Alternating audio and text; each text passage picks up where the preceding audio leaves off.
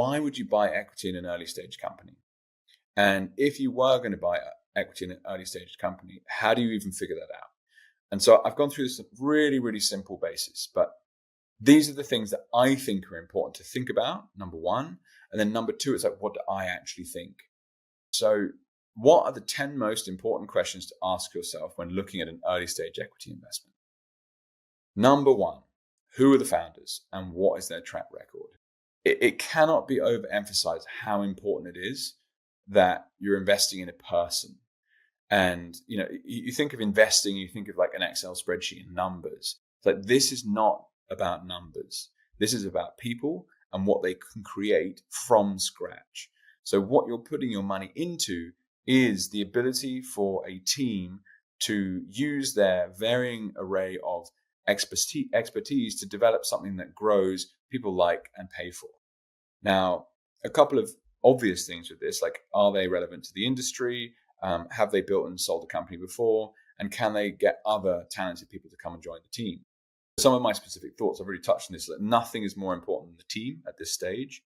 And basically, I'm a big fan of Alex Svetsky. So Alex came on Bitcoin with Jake a couple of years back. And since then, I've seen him gone on to create loads of cool things, make a ton of progress. And, just to name a couple others, he wrote the Young Communist Manifesto with Mark. He exited Amber, which is a business I know of here in Australia, and got that to a place where it was an interesting company. What he's building now is a lot more interesting. He wrote the Bushido of Bitcoin. Now, I haven't finished that book yet, but it talks a lot about mentality. And it's that in particular that I like. So, go back and listen to the Bitcoin with Jake episode if you want. Have a listen to the Jake Woodhouse podcast episode just recently come out, and you'll get a good flavor for like who Alex is and why he's doing this.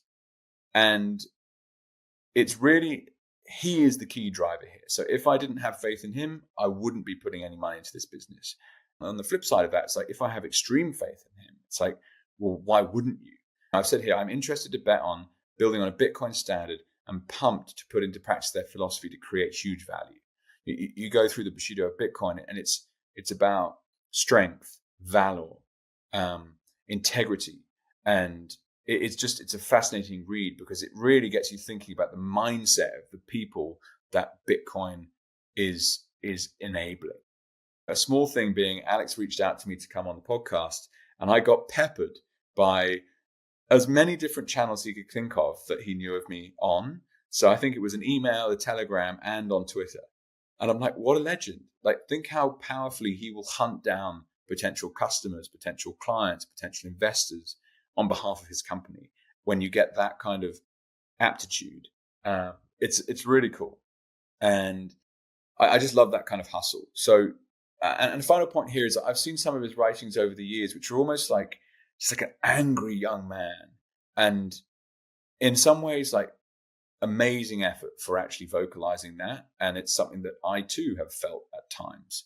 It's like, what the hell is going on in the world right now?